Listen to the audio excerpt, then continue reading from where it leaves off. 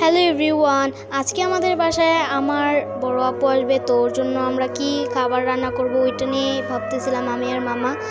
তো বাসায় কিছুই ছিল না, তারপর আমি আর মামা একটি নতুন খাবার আবিষ্কার করলাম, সেটা হচ্ছে মুরগির পা দিয়ে আলুর চচ্চড়ি। অ্যাকচুয়ালি বাসায় মেহমান আসাটা একটি বরকতের কাজ। তো আলহামদুলিল্লাহ আমার বোন আমাদের বাসায় আসছে, আমার অনেক বেশি ভালো লাগতেছে। সবারই ইচ্ছা আছে যে মেহমান আসলে ভালো মন্দ খাবার খাওয়াতে, তো আমারও এরকম একটা ইচ্ছা ছিল। সো আজকে আমি আমার বোনের জন্য ইউনিক খাবার ট্রাই করছি। আমি যখন ক্লাস 5-এ পড়তাম তখন আমার একটা ক্লাসমেট ছিল, ও আমার সাথে অনেক খারাপ ব্যবহার করতো, আমাকে দেখতে পারতো না, আমি রোল সবসময় এক হতাম। তো আমার সাথে অনেক খারাপ ব্যবহার করতো আর আমাকে নিয়ে হিংসা করতো। কথা বলতে বলতে আমার রান্নার প্রায় শেষ পর্যায়ে। রান্না ছাড়াও বাসায় অনেক কাজ আছে, যেমন টেবিল গোছানো, ঘর ঝাড়ু দেওয়া, রান্না করা, আরও অনেক অনেক কাজ আছে। আমার আম্মু চলে যাওয়ার পর আমি আমার মামার সাথে থাকি, আমি ঢাকায় চলে আসছি। আমার মামাও মাঝে মাঝে ভার্সিটিতে চলে যায়, আমি একা একাই বাসায় থাকি।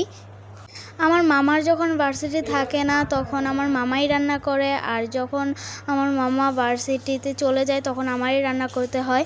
আজকে আমার মামার বন্ধ ছিল, তো আমার বোন আজকে আসছে, তাই আমিও আমার মামার কাছে একটু হেল্প করলাম। কালকে জানেন কি হয়েছে? আমি রাতে পড়ার টেবিলে বসে পড়ছিলাম, তখন আমার মামাও বাসায় ছিল না। তো আমার মনে হচ্ছিল যেমন আমার পিছনে কেউ আছে আর ঢাকাইতেছে।